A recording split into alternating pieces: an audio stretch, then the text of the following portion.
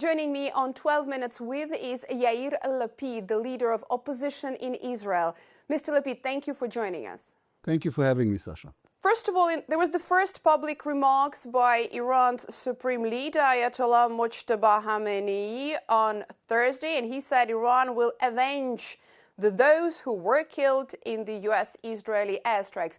What is your reaction and your comments to this first statement? Well, it's not like they didn't try to kill Israelis and Americans and people from the EU and Saudi Arabia and everywhere else before that. This is what they do. That's the regime. This is why we've been telling everybody this is not a real government. This is a terror organization disguised as a regime that took hostage an entire country, a glorious culture. The Iranians are an ancient culture that was taken by force by the people who are saying this kind of things. So we're not really threatened. Mr. Lapid, the US-Israeli war in Iran, which is now in its second week, is arguably this very rare case in which Israel's opposition is fully supporting the government and there is no disagreement. Can you explain why is that? Well, because it's a just war. You're right. I think I've earned the title, the most bitter political rival of Benjamin Netanyahu. But here we are fighting an existential war against a regime that has been spreading terror, that has been trying to develop nuclear weapons in order to use them against Israel, was developing his ballistic missile operation in order to shower Israel with missiles. One of them fell next to my mom's house. She's 91 years old. She's nobody's enemy. And of course, that was suppressing its own people in the most brutal way. So in the 21st century, it is not easy to have a war with moral clarity. But here we have a war with moral clarity. So we're, before being the opposition leader, I'm an Israeli patriot, and therefore I'm supporting a just war. This doesn't come to say that I agree with everything Benjamin Netanyahu is doing or saying on other issues. But on this one, we are on the same page. But there is exactly the claims regarding the criticism of this clarity. This is not exactly clear for everybody when it comes to the US and Israeli war on Iran. Why is that? I mean, I've heard people talking about the international law on the subject. If it wasn't so sad, it would be funny. The last time I've checked, the international law was there to protect us from rogue terrorist countries, not to protect them. These are the people who just killed more than 32,000 of their own people last January when they took to the streets. This is the people who are fueling Hezbollah and Hamas and the Iraqi Hezbollah with weapons and money. These are the people who said, they were outspoken about this. They said, we want to have nuclear power because we want to use nuclear power against Israel. Is there anybody in his right mind who believes in the good intentions of the Iranian regime? Mr. Lapid, the critics would turn this argument regarding the international law because according to Tehran, there are also over 1,200 Iranians killed since the beginning of the US-Israeli war. Yeah, well, these are casualties of war. Nobody killed them intentionally. First of all, you have to doubt their numbers. But still, nobody is killing them intentionally. We are targeting, the Americans are targeting, this operation is targeting strictly military targets. They are targeting Israeli and in other countries, civilian targets in order to kill as many civilians as possible. I'm not saying that in every war there are casualties. It's heartbreaking. Children should not die in grown-ups' wars. But still, this is a mistake. What they're doing is trying in purpose to kill civilians. That's exactly the difference between the two countries. What would be your argument and your comment regarding the school attacked and hit in Iran? That this is a terrible, terrible, horrible tragedy. And my heart goes to the parents. And again, this is the kind of things that are happening. It should not happen, but happening in war. Nobody wanted this to happen. Nobody intended this to happen. And at the same time, the Iranians are targeting in purpose Israeli schools, Israeli hospitals, Israeli civilians. So this is, again, nobody's claiming that war is not a horrible thing. Sometimes even a just war is a horrible thing because there are casualties and there are civilian casualties. And again, I send my condolences to the parents of those children. What do you see? What is the clear goal of the US-Israeli war on Iran? Is that the regime change? I would say there are three goals. First is to obliterate the nuclear program of Iran. Second, to obliterate the ballistic missile program of Iran. And third is not to change the regime, because I'm a very small believer in the ability to change a regime with airstrikes, but to create better conditions for the Iranian people to take their fate and their destiny into their own hands. I think last January, when they took to the streets and they were killed by the thousands, by the Basij and the Revolutionary Guards, they felt alone.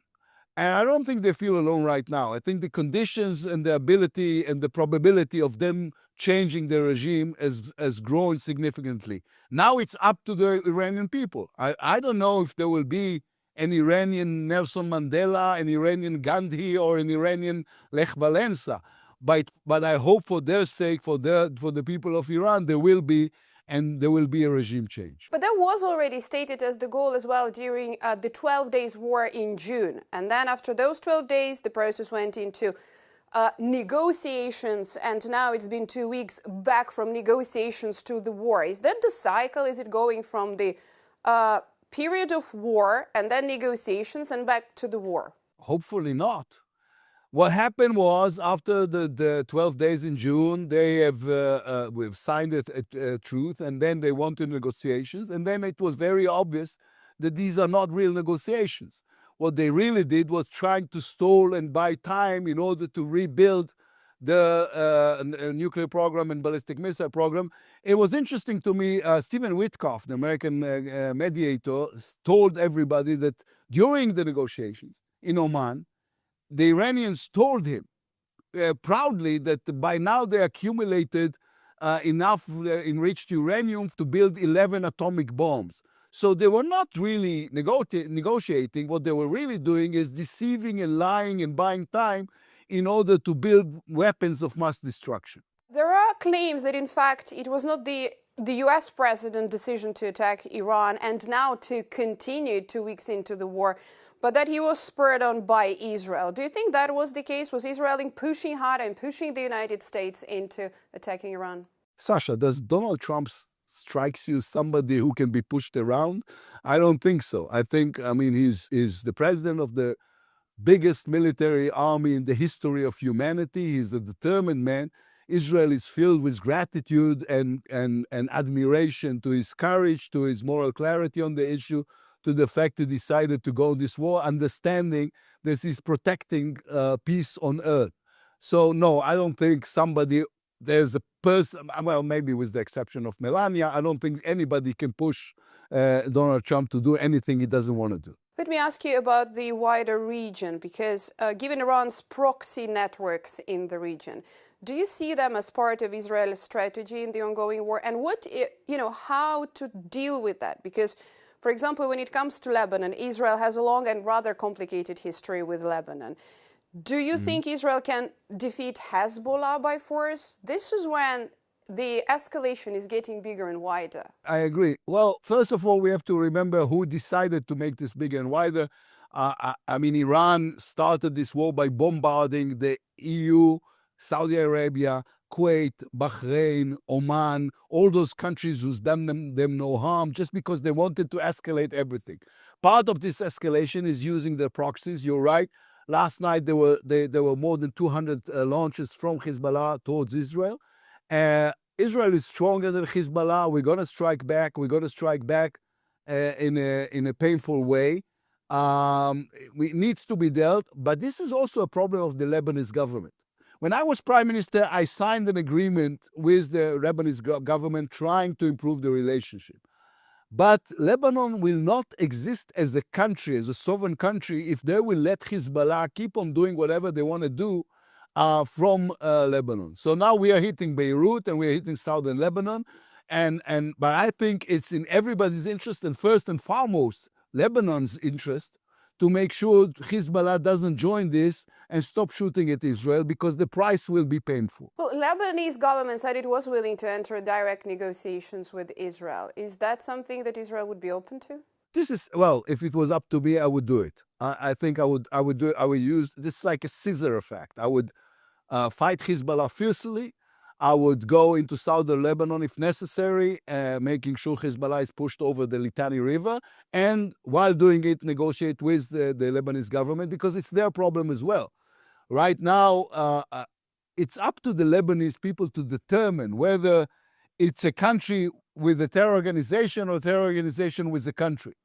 If Lebanon wants to be a real country, then they need to do much more in controlling Hezbollah. Mr. Lapid, with this war now in the second war, entering the third war, with Hezbollah joining the escalation and the whole spillover over the Gulf region, is this now turning into a bigger and ultimately never-ending war?